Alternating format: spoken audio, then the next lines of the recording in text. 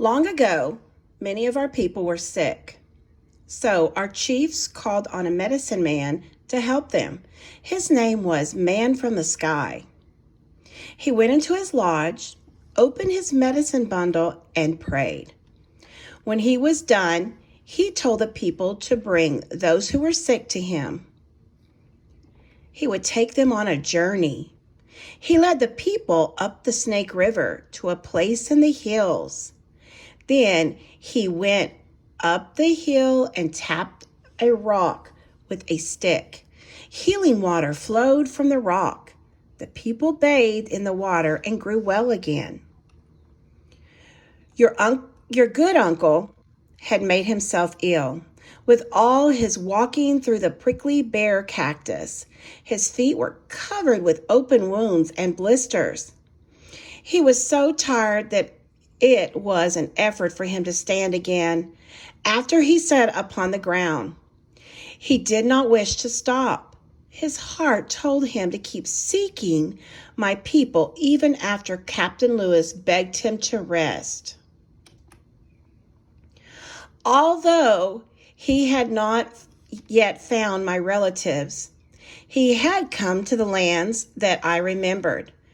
They were as clear as the eye of my heart, as if I had slept but a single night without seeing them, even though it had been 5 winters. My heart pounded, and it seemed as if it would burst from my chest when I first recognized a place where the river bent around a little island filled with wild onions. But I could not tell if I was filled with happiness. At returning from it, my heart was beating so fast because I was afraid of what I might find. What had happened to those close to my heart when the militaries raided on that harsh day? Were any of them still alive? Was my mother among the living? My brother stays here? What of my friends? Would I ever again see that face of anyone from my childhood other than Otter Woman? It had been many moons since I had seen Otter Woman. It was so long now that those nights in the military village where we had sat with our heads close together, speaking to each other in our own language. Our language is one of our Father. He has never wished to learn. There were so many questions in my mind, so many voices speaking to me from within. I could not answer them all, so I showed no emotion. For I did not know what emotion it was that now made my whole body tremble as it did. This is the river on which my relations live, I told them. My voice stayed calm. The 3 forks are no great distance from me. All of them were made happy by my words.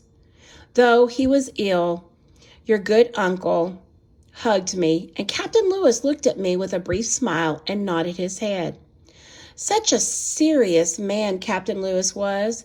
It always seemed as if there was something that made him doubt himself.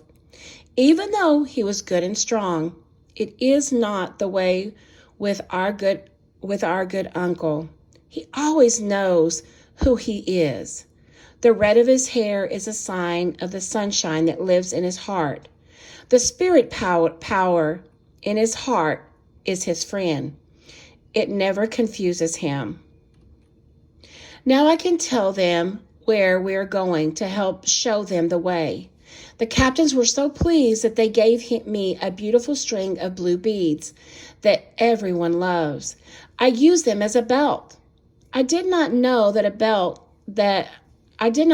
belt long, but I still remember how good it felt to my touch, how proud I was to be useful. Now, I was not just the one who set up the tent, who found the people good roots to eat.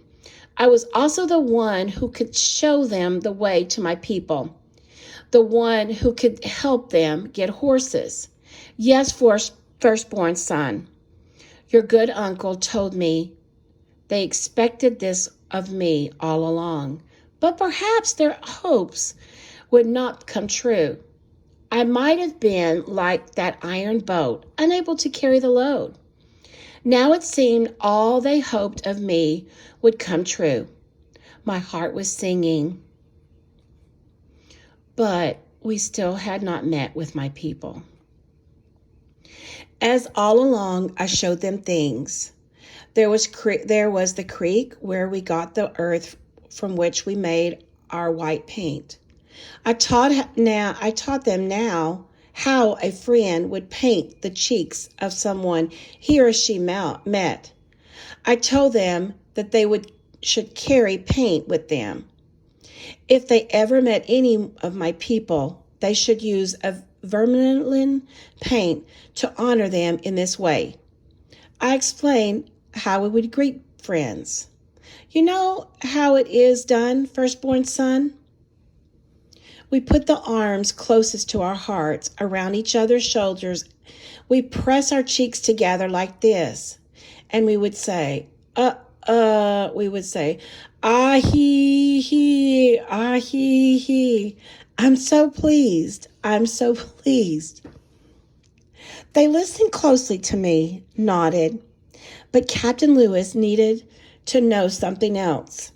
Captain Lewis was trying to find words to speak in other languages, though he sometimes got them wrong. As soon as he was able to turn them into marks on his white leaves, he was sure he understood perfectly. What do you call us? Captain Lewis asked. Are you the red-haired captains? I answered. No, he said, looking unhappy. This is not what I mean, he said, speaking very slowly, as if it were his words, not his question, that confused me. All of us, he gestured with his hands. Then he looked at our little party. He motioned for York to the seamen to lead them off to the side. He had your father join them. Then he made a circling motion, including him, your uncle, and the other men who came from far away. All of us, he said. He wanted our word for white men. But I still could not understand. Your father looked worried. Captain Clark caught my eye. He held out one of his hands and raised an eyebrow. Janie, he said. I had to say something, or Captain Lewis would have been unhappy all that day.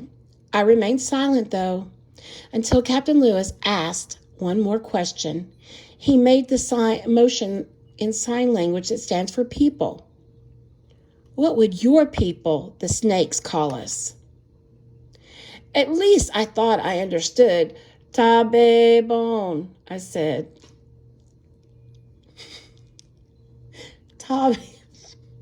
Tabe bon. It was a word. Those who are strangers